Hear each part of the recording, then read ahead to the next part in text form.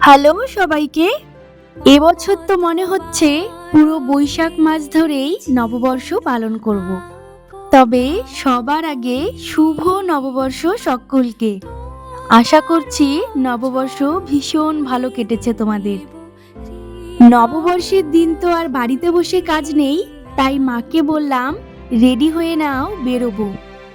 সেই মতো দুপুর দুপুর নতুন জামা পরে আমি আর মা রেডি হয়ে নিয়েছি। তবে কোথায় ঘুরতে যাব তা কিন্তু আমরা এখনো ঠিক করিনি। তবে জানো তো, যখনই আমি নতুন জামা পরি আমার ফটো ভিডিও তুলতে খুব ভালো লাগে। বেরিয়ে পড়লাম ঘুরতে।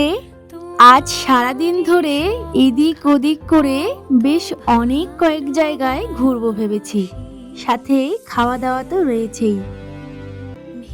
আমরা বাঙালিরা যে কোনো একটি শুভ দিন মন্দিরে না গিয়ে বা ভগবানের দর্শন না করে যেন দিনটা শুরুই করতে পারি না।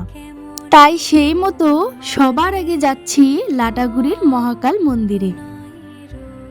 তোমরা তো অনেকেই এই জায়গার সঙ্গে পরিচিত, তবে যারা জানো না তাদের জন্য বলে রাখি, জলপাইগুড়ি জেলার লাটাগুড়ি ফরেস্টের মাঝখানে রয়েছে এই মহাকাল মন্দির বা মহাকাল ধাম, যেটা লাটাগুড়ির বেশ কিছু বিশিষ্ট জায়গার মধ্যে একটি পবিত্র স্থান।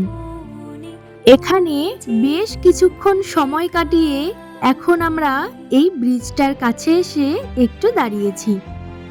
তবে দাঁড়িয়েছি তা এমনি এমনি নয়, এখানে রাস্তার পাশে বেশ কিছু খাবারের দোকান বসেছিল, সেখান থেকে টুকিটাকি কিছু খাবো বলে দাঁড়িয়েছি। জানো তো, আমি যখন নতুন জামা পরি তখন আমার বারবার শুধু নিজেকেই দেখতে ইচ্ছে করে। তাই তো গাড়িতে বসে বসে সারা রাস্তা শুধু সেটাই করে গেলাম।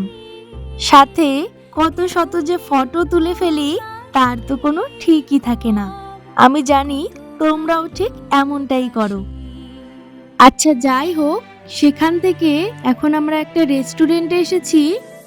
অলরেডি জানো তো, সন্ধে হয়ে গেল, তাও আমরা এখনো বাড়ি ফিরতে পারিনি। তাই বেশি দেরি না করে তাড়াতাড়ি নিজেদের পছন্দ মতো খাবারগুলো অর্ডার দিয়ে দিয়েছি।